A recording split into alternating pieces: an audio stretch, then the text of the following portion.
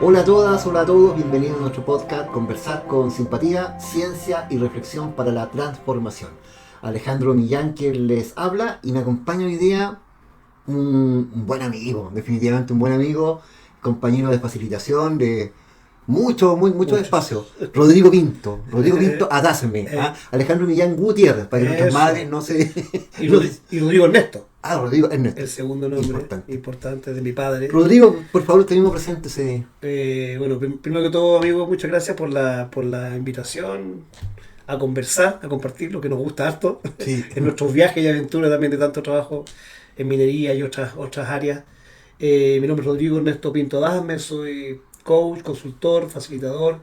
Mi primera vocación es profesor de educación física, profesor de Estado en educación física, magíster en educación. Y me invitaste a conversar de pedagogía y de andragogía.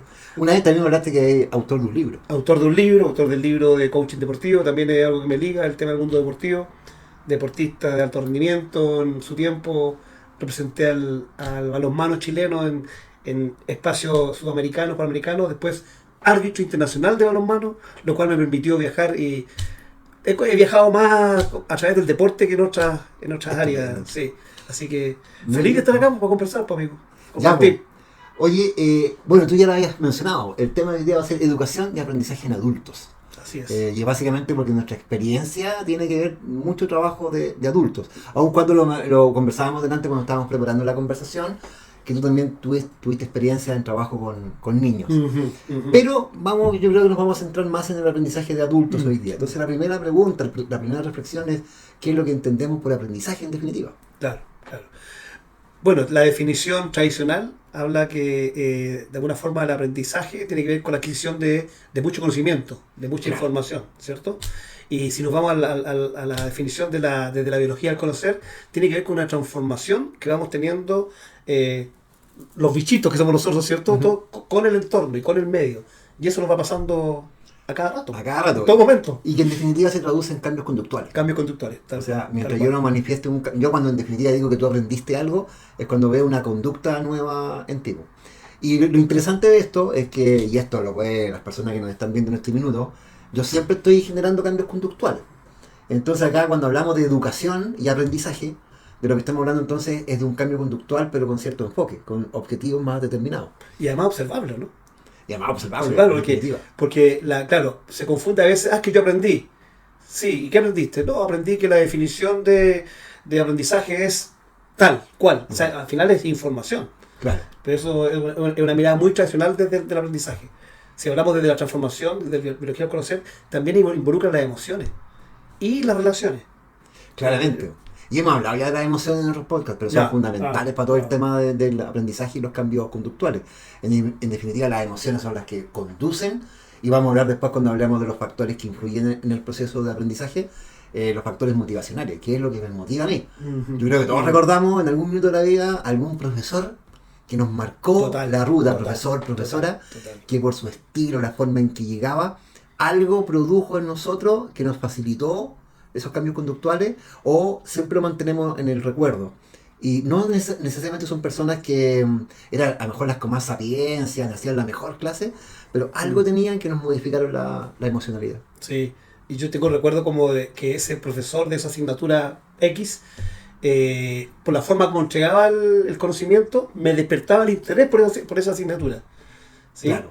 Y por la forma como lo entregaba. Quizás Exactamente. diferente, con más experiencia, con más ejemplos. Uno, dos, a lo mejor me llamaba por mi nombre. Y quizás era el único, entonces me sentía visto por el profesor.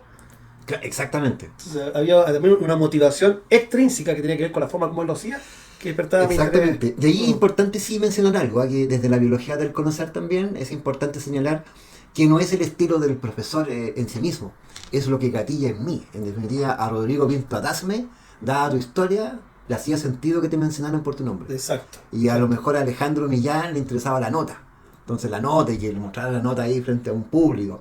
Pero tiene que ver con nosotros, que es fundamental para el proceso educativo, que es estar como mirando qué es lo que a la persona le va haciendo sentido momento a momento para ahí entroncarme con un proceso educativo y con los discursos que vamos a compartir. Ujú. Sí. Y ahí como la diferencia entre la...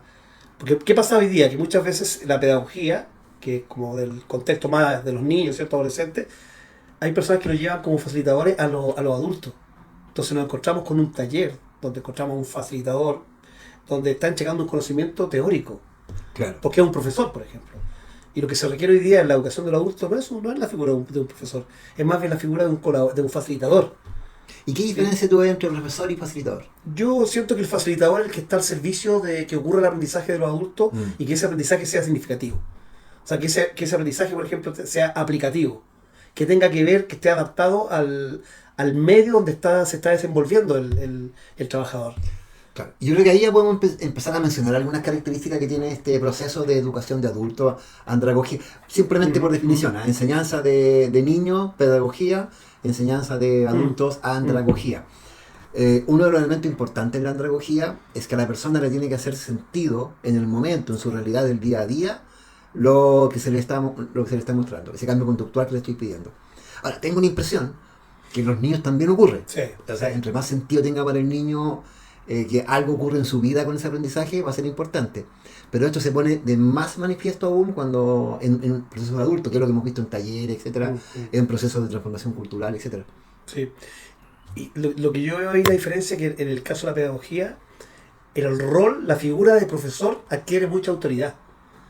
O sea, como que hay una mirada hacia arriba del niño hacia el adulto, de alguien que sabe, ¿sí? Sabemos que los niños igual no vienen como hablábamos nosotros, no vienen como estaba la raza. Claro. También traen aprendizaje, desde que nacen. Pero yo siento que los adultos, el facilitador lo que hace es cómo ocupa esa experiencia. O sea, se ubica en una manera más horizontal, siento yo, no tanto como autoridad. Claro, o sea, en definitiva lo que hemos visto en que en los dos procesos aparece, pero en el proceso de adultos es más importante aún que este facilitador, este profesor, se coloque en este mismo nivel experiencial. Es decir, y además recoger la experiencia que tú traes. Pues. Cuéntame. Exacto. Eso es lo que hablábamos delante del modelo que hablábamos, este tema de la importancia de que yo lo traduzco en palabras simples. En definitiva, yo antes de enseñarte a hacer un queque, te digo, oye, hazme un queque. Claro. Probémoslo. Claro, a ver, claro.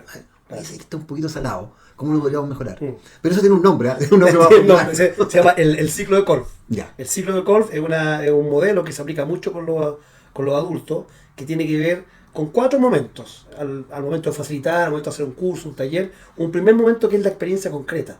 Es decir, del primer momento que llegan los participantes al taller, más allá de hablarle de contenido, sino que una experiencia concreta, un caso, ponerlo en alguna situación. ¿Sí? Que a lo mejor yo la sala la tengo distinta para que ellos vean, bueno, ¿y esto qué está pasando acá? Que se hagan preguntas. Y que apliquen la experiencia. O sea, que metan la mano en el queque. Yo me acuerdo, por ejemplo, un taller que hicimos juntos, que era que la gente llegaba y debajo de sus asientos tenía una tarjetita. Y la gente se sentaba al azar. Exacto. Y ya recogía esa tarjetita y tenía que encontrarse con otra persona Exacto. que tenía la mitad de la tarjeta. No me acuerdo si era exactamente igual. A lo mejor estamos inventando una actividad nueva en este minuto. Pero es interesante que la persona ya partía con un tema experiencial. Entonces, más que contarte, oiga, mire, aquí la importancia de encontrarme con el otro es, vamos a experimentar. Encontrarnos con el otro. Exactamente. Y después viene la segunda parte que es la reflexión.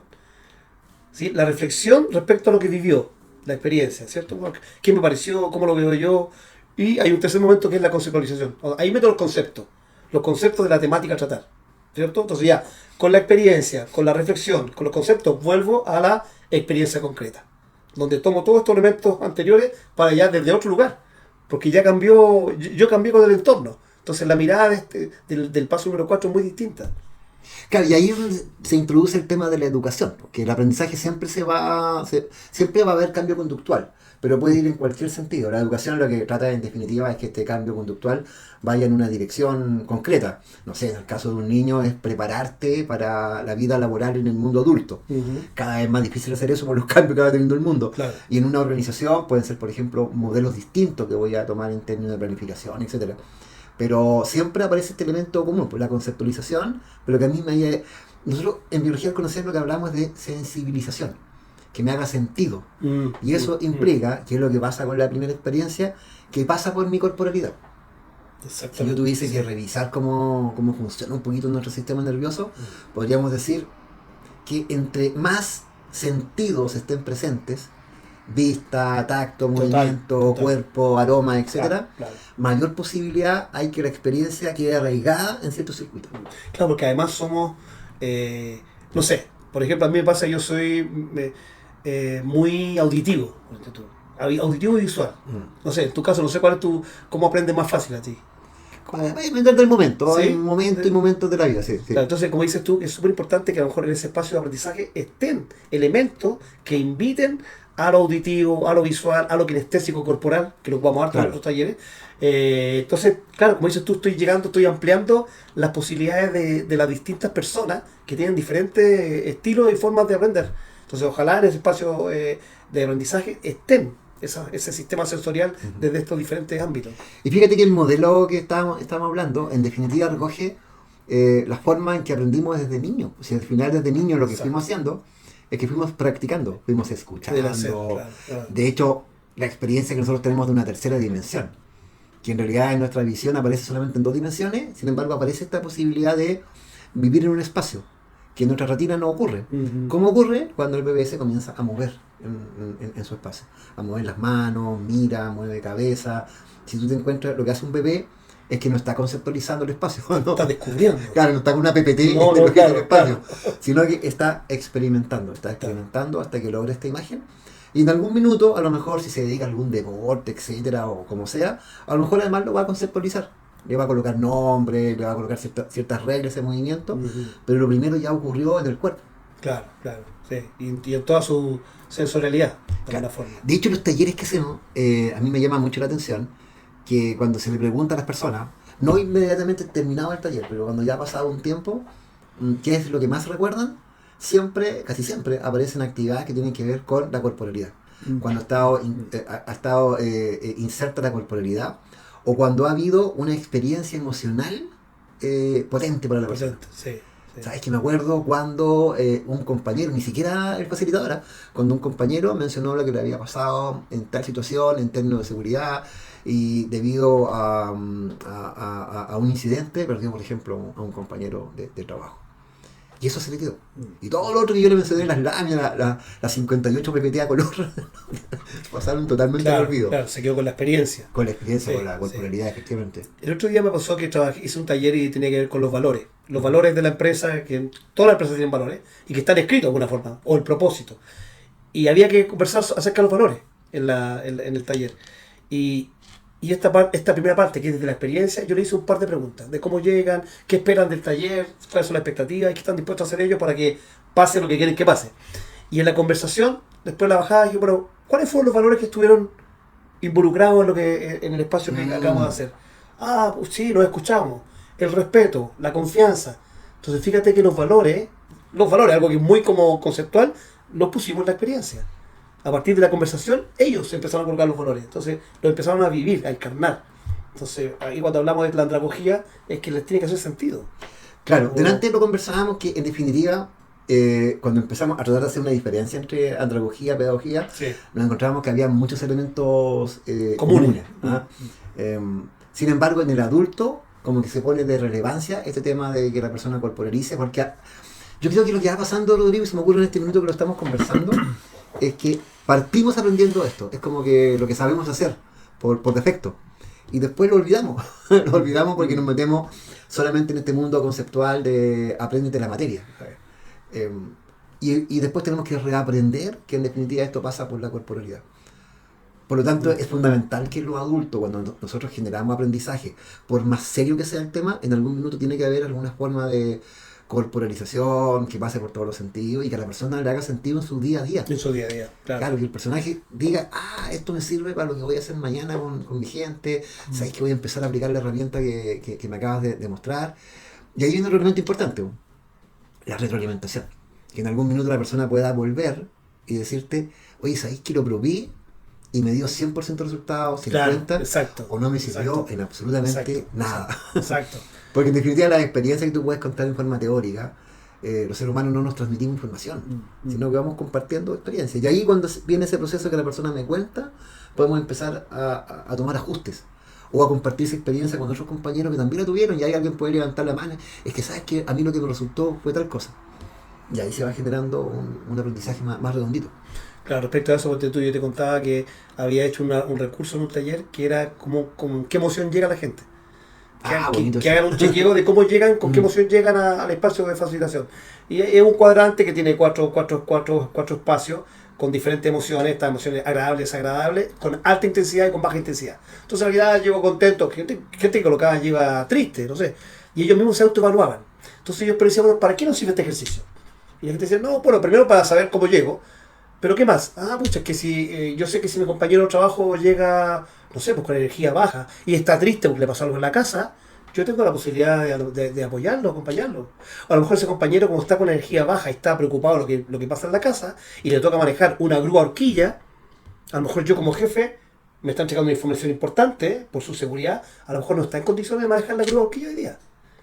¿Te fijas? Entonces, ¿cómo lo llevan? El aprendizaje lo llevan de inmediato, les sirve para su día a día. O sea, aplicable, y esa es la pedagogía. O sea, que me haga sentido, y acá estamos hablando de seguridad. Claro. O sea, Oye, y muchas veces, no sé si te ha pasado, que inclusive la aplicación que lo encuentra la persona es totalmente distinta a la que inclusive tú habías planificado. exacto. Y yo creo que aquí hay otro elemento también importante de la andragogía, que es muy adaptativa. Los caminos que va encontrando la persona son disímiles. A lo mejor yo te quería enseñar a hacer un queque y tú terminas haciendo pan amasado bajo el mismo aprendizaje. En la pedagogía tal vez esto está más regularizado. Se trata de que el niño vaya en una dirección correcta. En algún minuto va a tomar su camino propio. Pero en la andragogía es fundamental ese tema de ir tomando la experiencia y cómo la persona hace uso de lo que fue escuchando y lo que fue compartiendo. Y lo otro que conversábamos, que yo creo que cada día como que se acerca más también la pedagogía y la andragogía. En el Claro. sentido de que hay muchos elementos que, ponte tú, nosotros que ocupamos harto el elemento del juego. O sea, el juego lo ocupamos en nuestros talleres. Y cómo aparece ese espíritu, esa zona infantil del adulto. Que tú al principio parten con un poco y esto, un poco la defensiva, o en el rol de adulto, y terminan jugando, y terminan aprendiendo a través del juego. Claro. O sea, creo que es clave también, es fundamental que sea transversal. No solamente a la Claro. etapa de la infancia. Sí, muchas veces lo que ocurre sí hay que tener cuidado ahí, y es básicamente por el tipo de cultura en que vivimos. Nosotros esto transmitimos desde Chile, aquí estamos grabando, y Sí, sí. vivimos en un tipo de cultura. Tal vez personas que nos están escuchando viven en una cultura distinta en términos de creencias, paradigmas. Pero sí es importante que ese juego darle un contexto. O sea, claro. Para el adulto, Sí, sí, sí. hay algunos que les va a hacer sentido el juego por el juego. Oye, Sí, nos reímos, sí. y bueno, y eso me sirvió para distender y sigamos. Pero sí va a ser importante que en algún minuto yo le pueda hacer una bajada al juego. Claro. Y los juegos sirven para absolutamente todo. O sea, yo puedo mostrar, digamos, cualquier conceptualización a través de un juego. Así que ahí la imaginación es Claro. el límite, Claro. respetando un poquito las capacidades físicas de cada persona, que también yo creo que es importante en el plano educacional, ¿no? Sí. Yo siempre me acuerdo de una caricatura que veía una vez, que había un pececito en una pecera, había un delfín, un oso, un perro, un mono, y venía el profesor y le decía, mira, para mostrar equidad, les vamos a aplicar la misma prueba a todos, tienen que subirse a un árbol.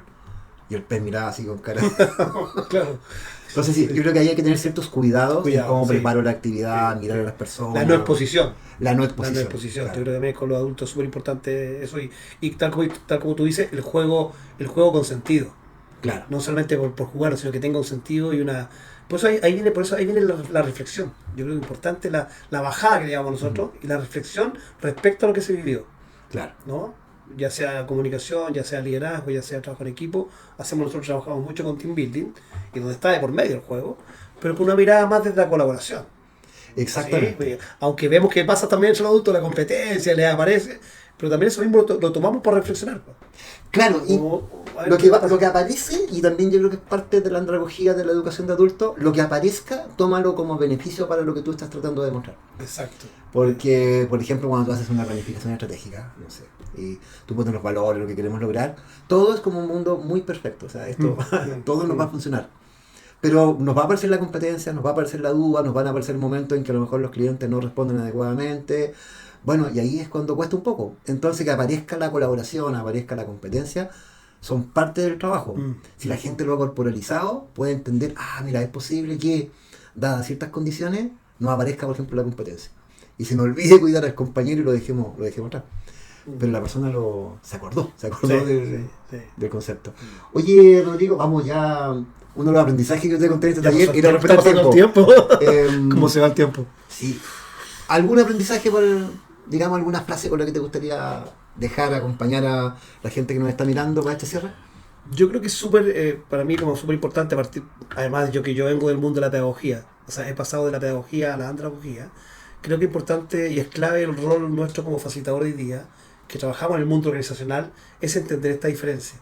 O sea, y es fundamental, pues yo me encuentro realmente en talleres donde hubo un curso anterior y los trabajadores, no, es que vino un profesor y nos hizo una clase acá, o sea, nos pasó una PPT, nos pidió que leyéramos, no, o sea, no vivenciaron, no experimentaron, no hicieron este ciclo que tiene que ver con la experiencia, reflexión, conceptualización y aprendizaje, ¿no? O sea, aprendizaje para aplicar. Creo que es fundamental que lo tengamos claro nosotros, como estamos en ese mundo de que hay una diferencia y que el adulto de alguna forma aprende distinto del niño.